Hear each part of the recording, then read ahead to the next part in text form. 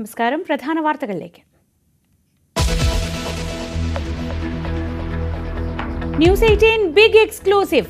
5 വർഷം മുൻപ് ഉപേക്ഷിച്ച സിം കാർഡ് ഉപയോഗിച്ച് കോടികളുടെ തട്ടിപ്പ്. നിരപരാധിയായ കൊല്ലം സ്വദേശിയെ തെലങ്കാന പോലീസ് ജയിലിൽ അടച്ചത് 7 ദിവസം. രാമൻകുളങ്ങര സ്വദേശിയുടെ ദുര്യോഗം ലോകത്തെ അറിയിച്ച ന്യൂസ് 18. ആളുകളുടെ കാഴ്ചപ്പാട് എന്നെ മാനസികമായിട്ട് ഒരുപാട് ബുദ്ധിമുട്ടിക്കുന്നുണ്ട്. കള്ളനെന്നുള്ള രീതി. ക്രെഡിറ്റ് കാർഡ് പോലീസ് കസ്റ്റഡിയിൽ ഉള്ളപ്പോഴും തട്ടിപ്പ്. ഭാര്യയുടെ പേരിലും കേസ്.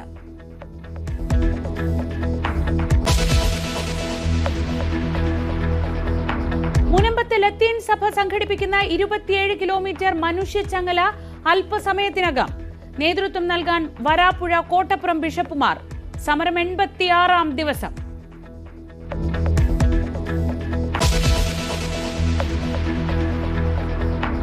പത്മജിക്കും അനിൽ ആന്റണിക്കും വേണ്ടതെല്ലാം കോൺഗ്രസിൽ കിട്ടിയിട്ടുണ്ടെന്ന് ചാണ്ടി ഉമ്മൻ. അവർക്ക് അർഹത കുറച്ച് എന്തെങ്കിലും കിട്ടിയിട്ടുണ്ടോ എന്ന് എനിക്ക് തോന്നുന്നില്ല. എല്ലാ അർഹത അനുസരിച്ച് കിട്ടിയിട്ടുണ്ട്. രാഹുൽ ഗാന്ധിക്കൊപ്പം കിലോമീറ്ററുകൾ നടന്നത് ഒന്നും ആഗ്രഹിക്കാതെയെന്നും ചാണ്ടി ന്യൂസ് 18ന്റെ Q18-ൽ.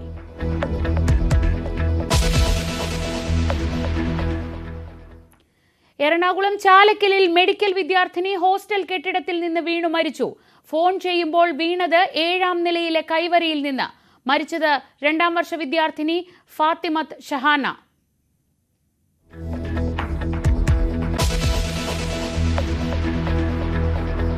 ദ്വയാർത്ഥ പ്രയോഗങ്ങളിലൂടെ ഒരു വ്യക്തി നിരന്തരം അപമാനിക്കുന്നുവെന്ന ഹണി റോസ്. പ്രതികാരം ആ വ്യക്തി സംഘടിപ്പിച്ച ചടങ്ങിൽ പങ്കെടുക്കാത്തതിൽ. പ്രതികരിക്കാത്തത് അതിന് ശേഷിയില്ലാഞ്ഞിട്ടല്ലെന്നും നടി.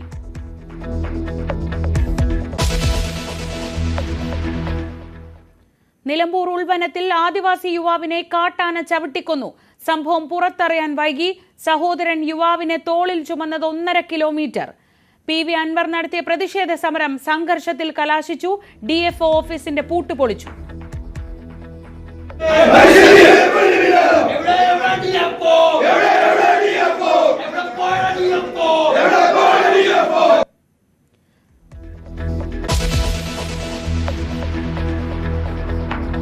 NSSന് പിന്നാലെ മുസ്ലിം ലീഗുമായും ബന്ധമുറപ്പിച്ച് രമേശ് ചെന്നിത്തല. ചെന്നിത്തലയെ പുകഴ്ത്തി സാദിഖ് അലി തങ്ങളുടെ ഫേസ്ബുക്ക് പോസ്റ്റ്. ആരെങ്കിലും പുകഴ്ത്തിയാൽ മുഖ്യമന്ത്രി ആവില്ലെന്ന് K മുരളീധരൻ. ഈ ചർച്ചകൾ അസ്വാഭാവികമെന്ന് MM ഹസൻ.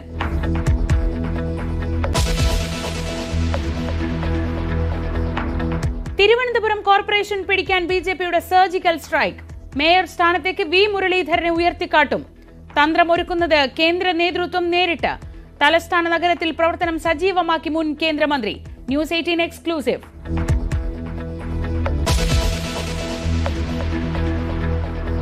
ക്യാപ്റ്റൻ മാറിയിട്ടും രക്ഷയില്ല. സിഡ്നിയിൽ 3-ാം ദിനം ഇന്ത്യ തോറ്റു. ഓസീസ് ജയം 6 വിക്കറ്റിന്. ബോർഡർ ഗാവസ്കർ ട്രോഫി ഓസ്ട്രേലിയയ്ക്ക്. ലോക ടെസ്റ്റ് ചാമ്പ്യൻഷിപ്പ് സാധ്യതയും അവസാനിച്ചു.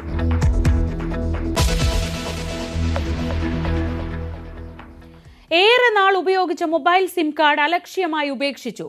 പിന്നെ വർഷങ്ങൾക്ക് ശേഷം ആ നമ്പർ ഉപയോഗിച്ച് മറ്റൊരു സംഘം കോടികളുടെ സൈബർ തട്ടിപ്പ് നടത്തുന്നു. നമ്പറിന്റെ ആദ്യ ഉടമയെ കാത്തിരുന്നത് ജയിലും കേസുകളുടെ പരമ്പരയുമാണ്. കൊല്ലം രാമൻകുളങ്ങര സ്വദേശി ജിതിനാണ് ഈ കേസുകളെ തുടർന്ന് ഒരാഴ്ച തെലങ്കാന ജയിലിൽ കിടക്കേണ്ടി വന്നത്.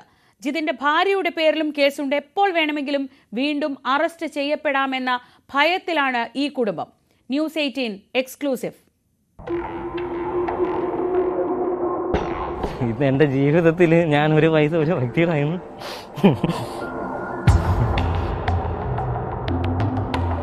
ആളുകളുടെ കാഴ്ചപ്പാട് എന്നെ മാനസികമായിട്ട് ഒരുപാട് ബുദ്ധിമുട്ടിക്കുന്നുണ്ട്.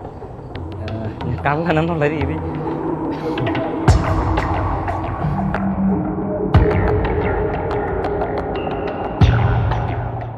എട്ട് 1-298-69077 ഈ മൊബൈൽ ഫോൺ നമ്പറാണ് കൊല്ലം രാമൻകുളങ്ങര സ്വദേശിയായ സഹകരണ ബാങ്ക് ജീവനക്കാരൻ ജിതിന്റെ ജീവിതത്തിൽ ഇരുട്ട് നിറച്ചത്.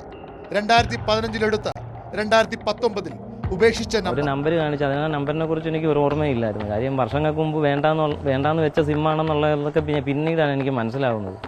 ട്രൂ കോളറിൽ സാദി ജിതിൻ ആരാണെന്ന് ചോദിച്ചു. സംഭവം ട്രൂ കോളറിൽ എൻ്റെ വൈഫ് ഉപയോഗിച്ച സിമ്മ്, എൻ്റെ ഐഡിയിൽ എടുത്ത സിമ്മ് വൈഫ് ഉപയോഗിച്ച് അതിൻ്റെ ട്രൂ കോളറിൽ അവളുടെ പേര് ഇന്നും നമ്മൾ നോക്കുമ്പോൾ ട്രൂ കോളറിൽ അവളുടെ പേരാണ് വരുന്നത്. ഹൈദരാബാദ് സ്വദേശി തൊഗാരി സുമന്റെ പരാതിയിലായിരുന്നു തെലങ്കാന പോലീസ് ജിതിനെ അറസ്റ്റ് ചെയ്തത്. BRMCN എന്ന ഓൺലൈൻ ട്രേഡിംഗ് പ്ലാറ്റ്ഫോമിൽ പണം നിക്ഷേപിച്ച സുമന് നഷ്ടമായത് 24,65,779 രൂപ. സുമനിൽ നിന്ന് തട്ടിയെടുത്ത 24 ലക്ഷത്തിൽ 10 ലക്ഷം രൂപ മാറ്റിയത് ബാങ്ക് ഓഫ് മഹാരാഷ്ട്രയുടെ ഇരിങ്ങാലക്കുട ബ്രാഞ്ചിലെ 604976724668 എന്ന അക്കൗണ്ടിലേക്ക്. തൃശൂർ മുകുന്ദപുരത്തുള്ള latte life coffee estate private limited എന്ന സ്ഥാപനത്തിന്റെ ഉടമകളായ റിസൽദാബ് അബ്ദുൾ റസാഖ്, നീതു എന്നിവരുടെ പേരിലുള്ളതാണ് ഈ അക്കൗണ്ട്.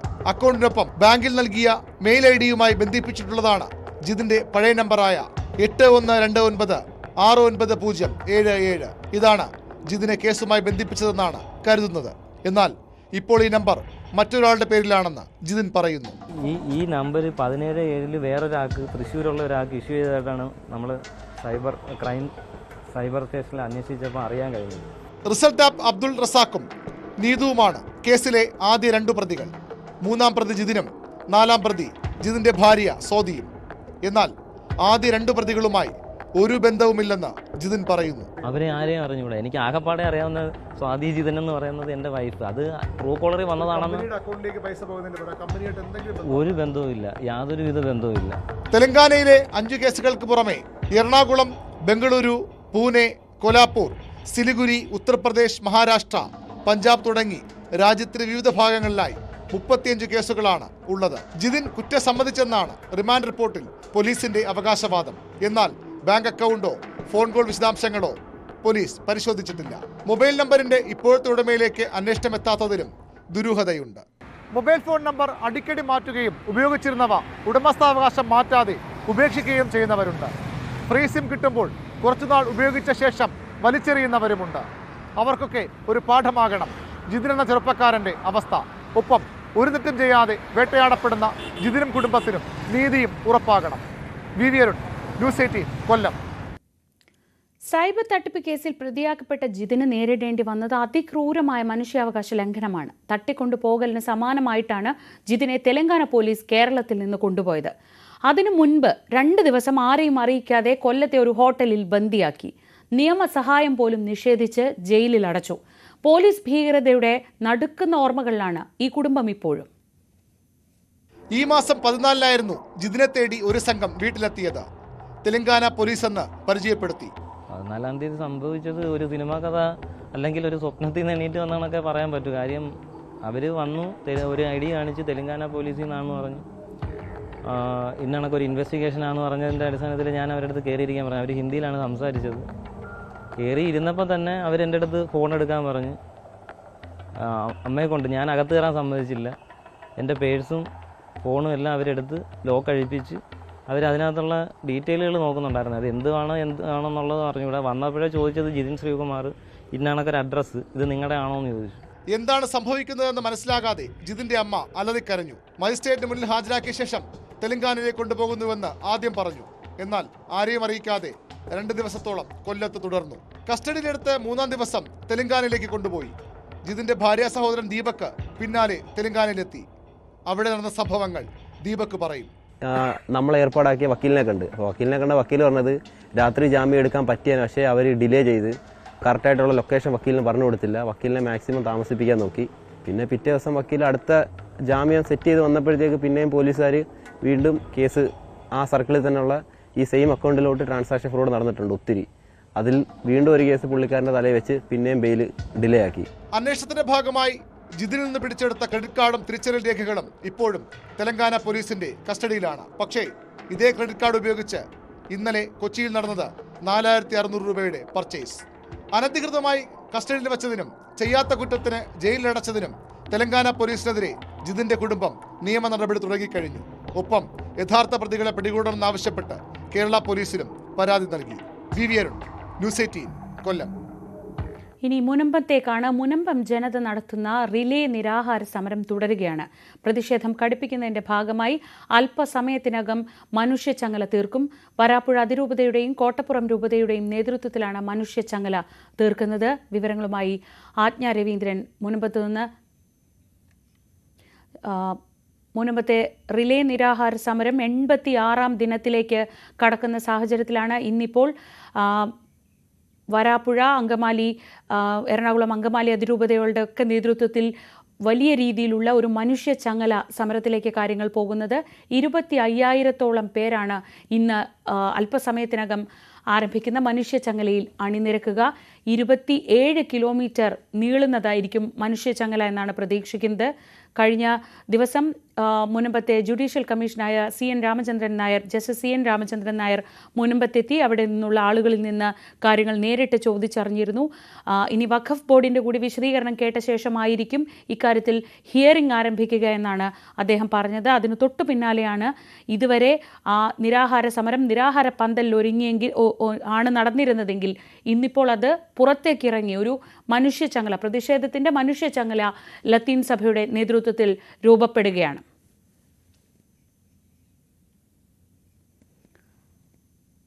എൺപത്തിയാറാം ദിവസമാണ് മുൻപത്തെ നിരാഹാര സമരം പുരോഗമിക്കുന്നത്. ഇന്ന് കഴിഞ്ഞ 86 ദിവസങ്ങളിലായി മുനമ്പത്തെ സാധാരണക്കാരായ ജനങ്ങൾ ഇവിടെ ഈ സമരപന്തലിലെത്തി റിലേ നിരാഹാര സമരം നടത്തുകയാണ്. അതിനു പിന്നാലെ ഇന്നിപ്പോൾ സഭകൾ കൂടി നേരിട്ട് ഇവർക്ക് ഐക്യദാർഢ്യവുമായി എത്തുകയാണ്. അതിരൂപതകളുടെ നേതൃത്വത്തിലാണ് ഈ മനുഷ്യച്ചങ്ങല ഇന്ന് തീർക്കുന്നത്. 27 കിലോമീറ്റർ ദൂരം ഈ മനുഷ്യച്ചങ്ങല ഇന്ന് നീളും.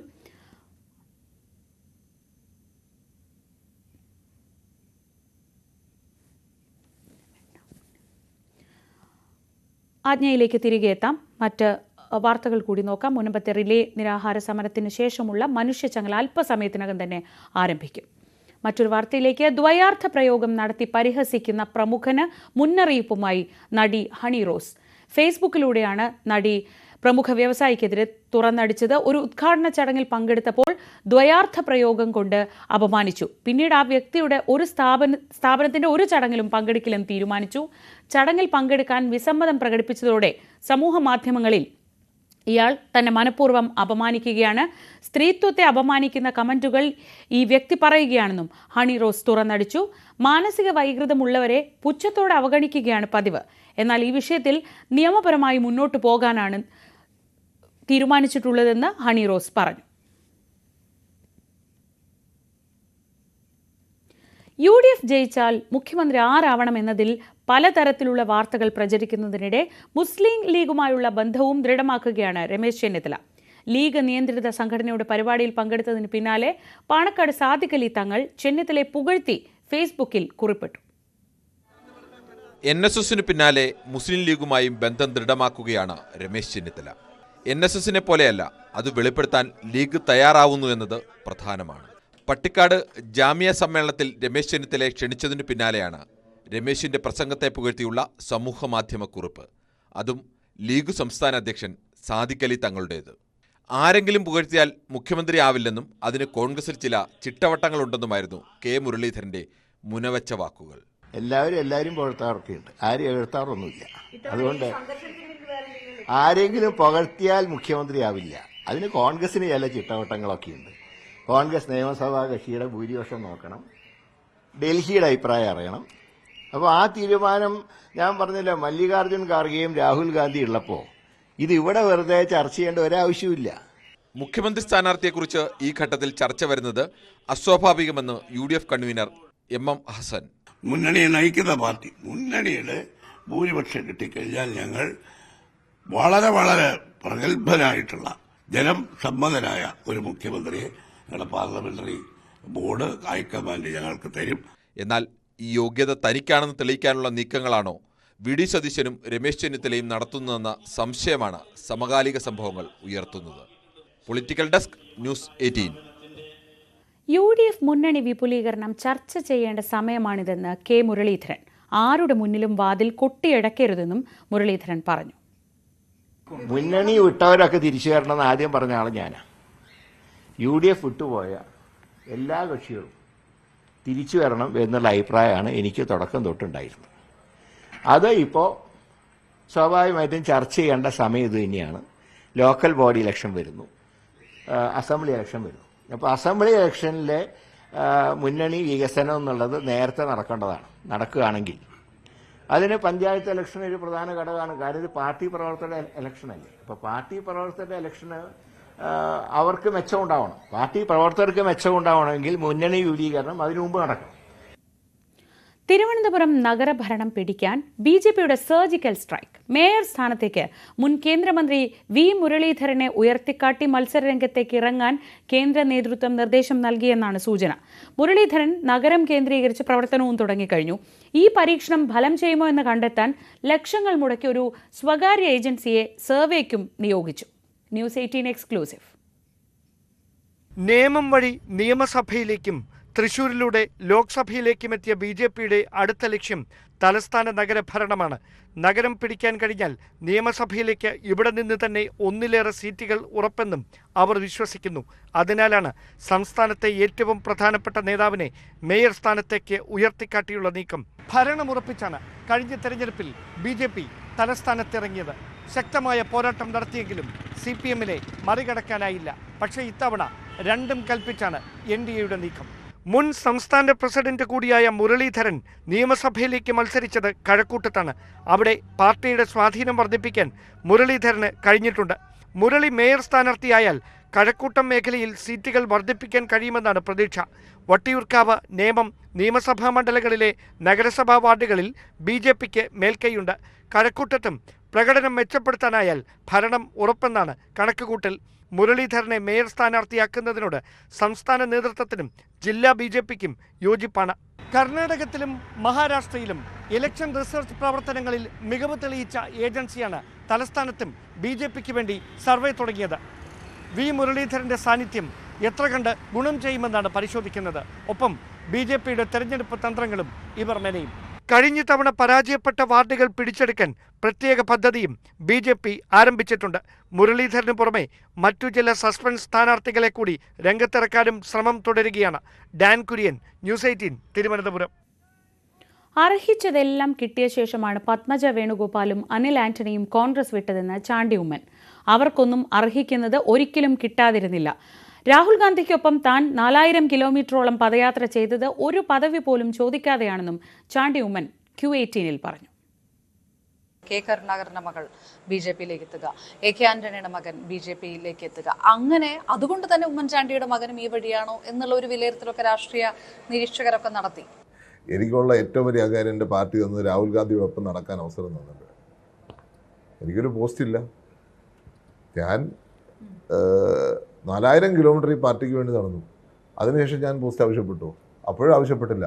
പാർട്ടി എന്നോട് പറഞ്ഞപ്പോഴാണ് ഞാൻ മത്സരിക്കാൻ തയ്യാറായത്. 25 വർഷമായിട്ട് ഞാൻ പ്രവർത്തിക്കുക. ഈ പോയവരൊന്നും പാർട്ടിയെയും കുറ്റം പറഞ്ഞിട്ടല്ല പോയത്, കേന്ദ്ര നേതൃത്വത്തെയും കുറ്റം പറഞ്ഞിട്ടല്ല പോയത്. ഇവർക്കെല്ലാം പരാതി ഉണ്ടായിരുന്നത് സംസ്ഥാന നേതാക്കളുമായിട്ട് ബന്ധപ്പെട്ടിട്ടായിരുന്നു. ഇവിടെ അർഹതയ്ക്ക് ഉള്ളത് കിട്ടുന്നില്ല എന്ന് പറഞ്ഞതാണ് പരമശേഷി അടക്കമുള്ളവർ പോയത്. എനിക്ക് വലിയ അവർക്ക് അർഹത കുറച്ച് എന്തെങ്കിലും കിട്ടിയിട്ടുണ്ടോ എന്ന് എനിക്ക് തോന്നുന്നില്ല. എല്ലാ അർഹത അനുസരിച്ച് കിട്ടിയിട്ടുണ്ട്. KTDCയിലെ ചെയർപേഴ്സൺ ആയിട്ടില്ലേ, പ്രത്യേകിച്ച് ഇലക്ഷന് മത്സരിച്ചിട്ടില്ലേ, തൃശ്ശൂരിൽ മത്സരിച്ചിട്ടില്ലേ. ചാണ്ടിയുമ്മന് അർഹതപ്പെട്ടത് കിട്ടുന്നുണ്ടോ? എനിക്കെല്ലാം കിട്ടുന്നുണ്ട്.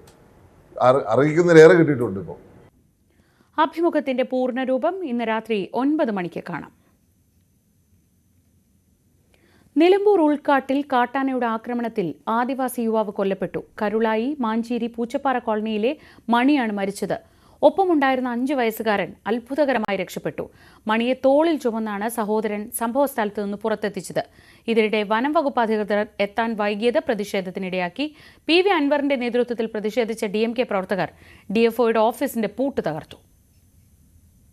കഴിഞ്ഞ ദിവസം വൈകുന്നേരം 6:45-ഓടെയാണ് കാട്ടിലൂടെ കോളനിയിലേക്ക് പോവുകയായിരുന്ന മണിയെയും സംഘത്തെയും കാട്ടാന ആക്രമിച്ചത്. മറ്റുള്ളവർ ചിതറിയോടി രക്ഷപ്പെട്ടപ്പോൾ മണി ആനയ്ക്ക് മുമ്പിൽ കുടുങ്ങി. മണിയുടെ കയ്യിലുണ്ടായിരുന്ന 5 വയസ്സുകാരൻ മനു അത്ഭുതകരമായി രക്ഷപ്പെട്ടു. ആനയുടെ ആക്രമണത്തിൽ മണിക്ക് തലയ്ക്ക് ഗുരുതരമായി പരിക്കേറ്റിരുന്നു. മണിയുടെ സഹോദരൻ അയ്യപ്പനാണ് കാട്ടിൽ നിന്നും മണിയെ തോളിൽ ചുമന്ന് പുറത്തേക്ക് കൊണ്ടുവന്നത്. അപകടം നടന്ന് മണിക്കൂറുകൾക്ക് ശേഷമാണ് മണിയെ കാട്ടിൽ നിന്നും പുറത്തേക്ക് എത്തിക്കാനായത്. ജീപ്പിൽ കരുളായി വരെയും അവിടെ നിന്ന് ആംബുലൻസിൽ നിലമ്പൂർ ജില്ലാ ആശുപത്രിയിലേക്കും കൊണ്ടുപോയെങ്കിലും ജീവൻ രക്ഷിക്കാനായില്ല. അപകടം നടന്നത് അറിയാൻ വൈകിയതാണ് രക്ഷാപ്രവർത്തനത്തിന് തടസ്സമായത്. കാട്ടിനുള്ളിൽ മൊബൈൽ റേഞ്ച് ഇല്ലാത്തതും പ്രതിസന്ധിയായി. 6:30 നടന്നിട്ട് 8:10 വിവരം കിട്ടുന്നത്. പിന്നെ ഇത് ആരാ ഫോറസ്റ്റിന്റെ ജീപ്പിനാണ് ഇങ്ങോട്ട് കൊണ്ടുവന്നത്? അല്ല, ടാക്സിനാണ്. ആ ടാക്സിന്റെ അവർ തന്നെ എൻ്റെ അടുത്ത് വിവരം പറഞ്ഞത്. അങ്ങനെ പെട്ടെന്ന് വിവരം പറഞ്ഞ് ആ പെട്ടെന്ന് അവിടെ പോയി അവിടുന്ന് ഇങ്ങോട്ട് കൊണ്ടുവന്നു. റോട്ടിലേക്ക് എത്തില്ല, പോയി. സംഭവത്തിൽ നിലമ്പൂർ MLA PV അൻവറിന്റെ നേതൃത്വത്തിൽ DMK പ്രവർത്തകർ പ്രതിഷേധിച്ചു. DFO ഓഫീസിന്റെ പൂട്ടുപൊളിച്ച് ഉള്ളിൽ കയറിയിരുന്നായിരുന്നു പ്രതിഷേധം.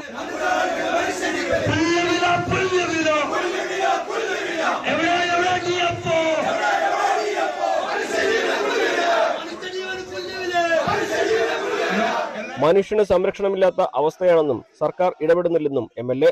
ഇതിനെ ഉൾക്കാടിനെ എങ്ങനെ വിളിക്കുക? ജനവാസ മേഖലയെ എങ്ങനെ നമ്മൾ ഉൾക്കാടും? കാടിന്റെ അകത്ത് വനം എന്ന് പറയാ ജനവാസ മേഖലയാണ്.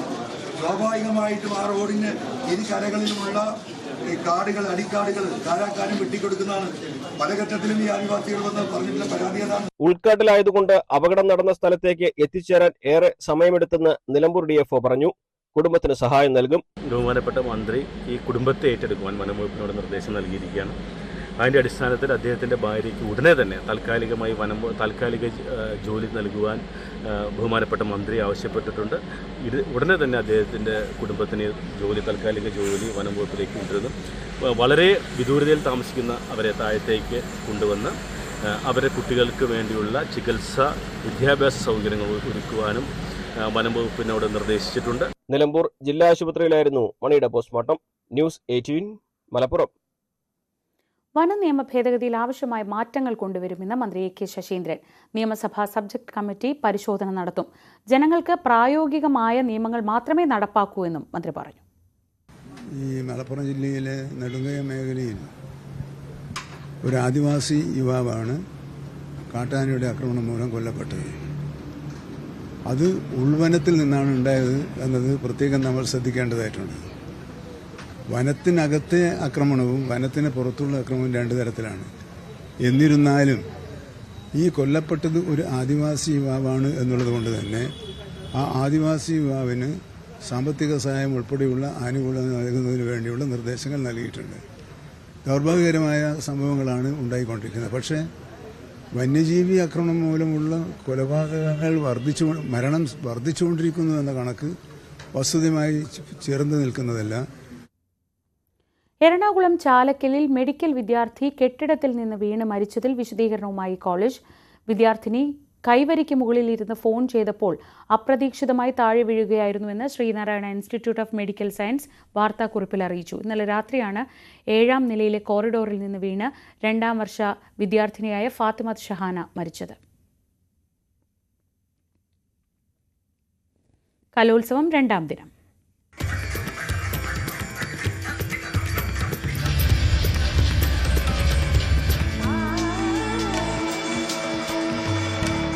അനന്തകല Kerala school Kalolsavam powered by GTech computer education. നമ്മുടെ ഭാവിയാണ്, so no compromise. GTech in association with Milma, രുചിയേറും നിമിഷങ്ങൾ. ഇന്ത്യയുടെ അഭിമാന താരം വിനയ് ഫോഗട്ടിന്റെ പോരാട്ട വീര്യത്തെ അരങ്ങിലെത്തിച്ച് പെൺകൂട്ടം. കോഴിക്കോട് BHM സ്കൂളിന്റെ ഫൈറ്റർ എന്ന നാടകമാണ് പ്രമേയത്തിന്റെയും പ്രകടനത്തിന്റെയും കരുത്തുകൊണ്ട് കാണികളെ മുഴുവൻ ആവേശത്തിലാക്കിയത്.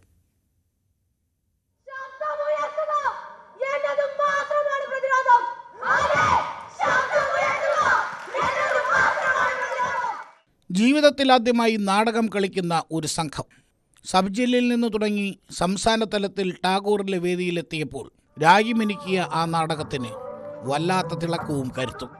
പറയാനും പ്രതിഷേധിക്കാനുമുള്ള ഇടങ്ങൾ ചുരുങ്ങുന്ന ഈ കാലത്ത് അവർ ഉറക്കെ പറഞ്ഞു വച്ചത് ഇന്ത്യയുടെ അഭിമാനമായ വിനയ് ഫോഗട്ടിൻ്റെ പ്രതിരോധത്തിൻ്റെ കഥയാണ്.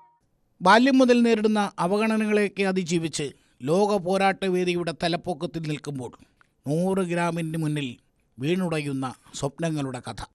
നിറഞ്ഞ കയ്യടിയോടെയാണ് ടാഗോർ തിയേറ്ററിൽ തിങ്ങി നിറഞ്ഞ കാണികൾ ഫൈറ്റർ എന്ന നാടകത്തെ വരവേറ്റത്. പരിശോധനയുടെ ഫലം അനുസരിച്ച് നിശ്ചയിച്ച തൂക്കത്തിലും 100 ഗ്രാം കൂടുതൽ ഉള്ളതിനാൽ ചിന്നയെ മത്സരത്തിൽ നിന്നും അയോഗ്യയായി പ്രഖ്യാപിച്ചിരിക്കുന്നു. ആയതിനാൽ ഇപ്പോൾ കഴിഞ്ഞ 50 കിലോഗ്രാം മത്സരം റദ്ദു ചെയ്തിരിക്കുന്നു. പ്രധാന കഥാപാത്രത്തെ അവതരിപ്പിച്ച +1 കാരി അശ്വത് കൃഷ്ണയ്ക്ക് നാടകം കഴിഞ്ഞപ്പോൾ ഒരു പോരാട്ടം കഴിഞ്ഞ ക്ഷീണമുണ്ട്. പ്രാക്ടീസ് എന്ന് പറഞ്ഞാൽ നമുക്ക് കുറേ ആൾക്കാർക്ക് ഫിസിക്കലി കുറേ ബുദ്ധിമുട്ടുണ്ടായിരുന്നു. എനിക്ക് തന്നെ ഞാൻ BP ഒക്കെ കുറഞ്ഞ് ഫുള്ളും സീനായിരുന്നു. എന്നാലും സാറിന് വേണ്ടിയിട്ടും നമുക്ക് നമ്മുടെ ടീമിന് വേണ്ടിയിട്ടും ഞാൻ BP ഒന്നും നോക്കിയില്ല, പവറായി. ഹൃദയങ്ങൾ കീഴടക്കിയാണ് കോഴിക്കോട് നിന്നുള്ള ഈ പെൺപട തലസ്ഥാനം വിടുന്നത്.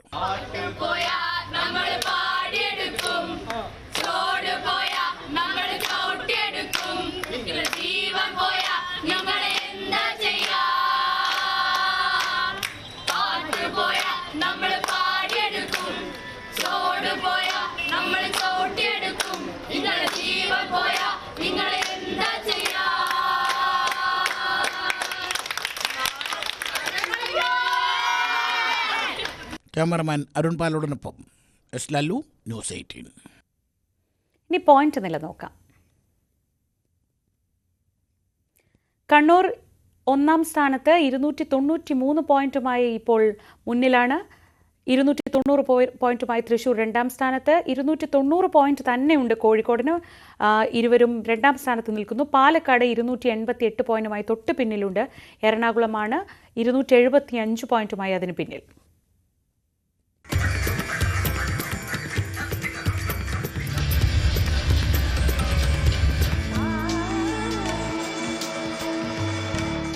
അനന്തകല Kerala school Kalolsavam powered by GTech computer education. നമ്മുടെ ഭാവിയാണ്, so no compromise. GTech in association with Milma, രുചിയേറും നിമിഷങ്ങൾ. ഇന്നത്തെ സ്വർണം വെള്ളി നിരക്കുകൾ നോക്കാം. കവിത ഗോൾഡ് ആൻഡ് ഡയമണ്ട്സ് ഇന്നത്തെ സ്വർണം വെള്ളി നിരക്കുകൾ നിങ്ങൾക്കായി സമർപ്പിക്കുന്നത് Kavitha gold and diamonds. Choose your special. സ്വർണം 22 ക്യാരറ്റ് ഗ്രാമിന് 7180 രൂപ, പവന് 57,440 രൂപ. സ്വർണം 18 ക്യാരറ്റ് ഗ്രാമിന് 5960 രൂപ, പവന് 47,680 രൂപ. വെള്ളി ഗ്രാമിന് 95 രൂപ, കിലോയ്ക്ക് 95,000 രൂപ. കവിത ഗോൾഡ് ആൻഡ് ഡയമണ്ട്സ് ഇന്നത്തെ സ്വർണം വെള്ളി നിരക്കുകൾ നിങ്ങൾക്കായി സമർപ്പിക്കുന്നത് Kavitha gold and diamonds. Choose your special. News updates പൂർണ്ണമാവുന്നു. നമസ്കാരം.